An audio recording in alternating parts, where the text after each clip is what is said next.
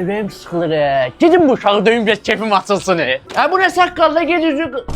Haycan ata. Neyse dədə işin doğru. Heç.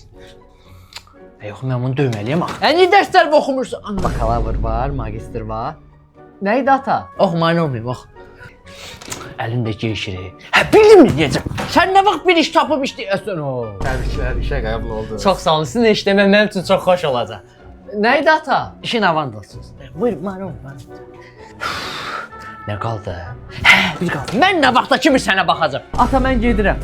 Necə? Onlayn əyani və ya hibrid. Başa düşmürəm. Varan kollecə yaxınlaşırsan, onlar sənin büdcənə uyğun Türkiyə, Ukrayna, Polşa və Özbəkistanda yerləşən dövlət və ya özəl universitetlərdə 100-dən çox ixtisaslardan seçim imkanı verirlər. Mən də doktoranturam üçün onlardan birini seçdim. Sən elə bir nəsə deyirdin? Yox, elə onu deyəcəkdim ki, düzgün seçim. Təbriklər. Uğurlar olsun.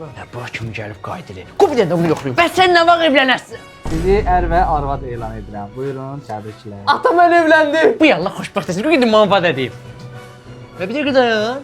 Mən bayaqdan gedib gəlirəm, heç sənin sağı solu tuta bilmirəm. Sən cəmaatın qızını alıb bədbaxt eləyəsən, hə?